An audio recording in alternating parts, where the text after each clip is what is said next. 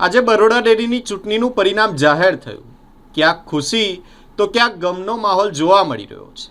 આની વચ્ચે ડેસર ઝોન 6ની બેઠક કે જે ખૂબ જ ચર્ચામાં રહી હતી, કારણ કે અહીં ભાજપ વર્સિસ ભાજપ જોવા મળ્યું હતું.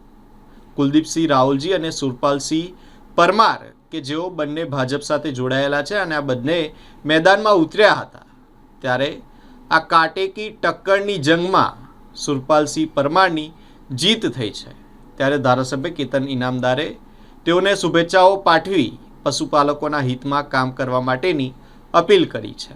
સાવલી ઝોન 1માં પૂર્વ ડિરેક્ટર રામસિંહ વાઘેલા બિનહરીફ જાહેર થયા હતા, જ્યારે ડેસર ઝોન 6માં વેજલપુરના પૂર્વ ડિરેક્ટર કુલદીપસિંહ રાહુલજી અને સાવલી તાલુકા ભાજપ પ્રમુખ કનોડાના યુવા નેતા અને ભાજપના મેન્ડેટ ધરાવતા સુરપાલસિંહ પરમાર વચ્ચે કાટેકી ટક્કર જોવા મળી હતી. પરિણામને લઈને પંથકમાં અનેક અટકળો ચાલી રહી હતી.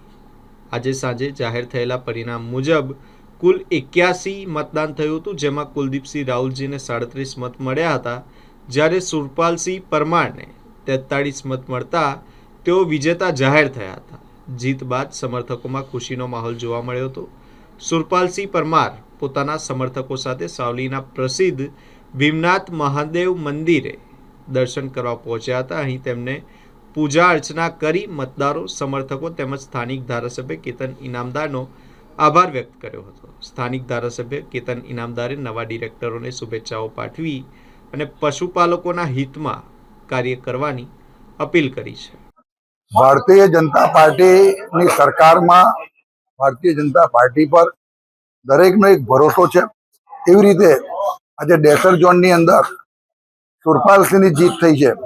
એ જીત મારા તમામ કાર્યકર્તાઓની, તમામ પ્રમુખ મંત્રીઓની અને પ્રત્યેક ને પરોક્ષ રીતે દરેકે આપેલા આશીર્વાદની જીત થઈ છે. અને હું આ જીતને એ રીતે જોવા માંગુ છું કે આવનારા દિવસોની અંદર બહુ આશાસ્પદ અને ખૂબ જાગૃતતા સાથે લોકોએ મતદાન કર્યું છે. અને આગામી દિવસની અંદર ડેરીનો વહીવટ પારદર્શક થાય, પશુપાલકોના હિતમાં નિર્ણય લેવાય, મંડળીઓ જે અત્યારે બંધ છે એ ચાલુ થાય, નવી મંડળીઓ પણ જે ગામમાં ચાલુ કરવા માંગતા હોય એ પણ કાર્યરત થાય, પશુપાલનનો વ્યવસાય વધે, તેમજ પશુપાલકોને પોષણક્ષમ ભાવ મળે એવું મારા બંને ડિરેક્ટર સાવલી અને ડેસર બંને ડિરેક્ટર કરશે એવો મને વિશ્વાસ છે.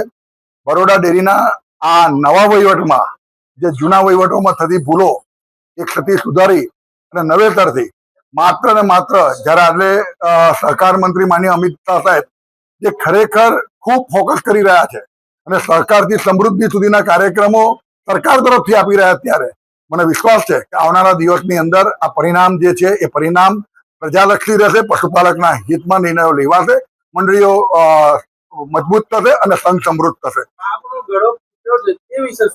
આમાં પાપનો ગળો એક વસ્તુ હોય, અતિરેક, કોઈ પણ વસ્તુનું અતિરેક એ ચાલતું નથી. આજે 32 વર્ષ 33 વર્ષનો યુવાન એક નાની વયે બરોડા ડેરીનો ડિરેક્ટર પદ જ્યારે એવા શોભાવતો હશે, મને આનંદ એ વાતનો છે કે કોઈ પણ નાનામાં નાના ઘરમાંથી પણ લોકોનો વિશ્વાસ જીતીને અને સાચા રસ્તે સાચા માર્ગે જવાના નેમથી એ ખૂબ આગળ જઈ શકે છે.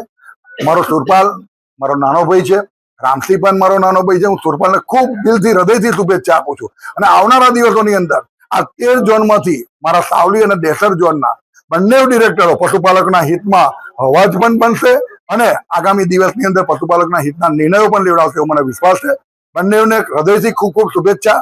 અને જિલ્લાની અંદર જે 4 ઝોનમાં ભારતીય જનતા પાર્ટીના ઉમેદવાર અમારા જીત્યા છે એ તમામને હૃદયથી શુભેચ્છા આપું.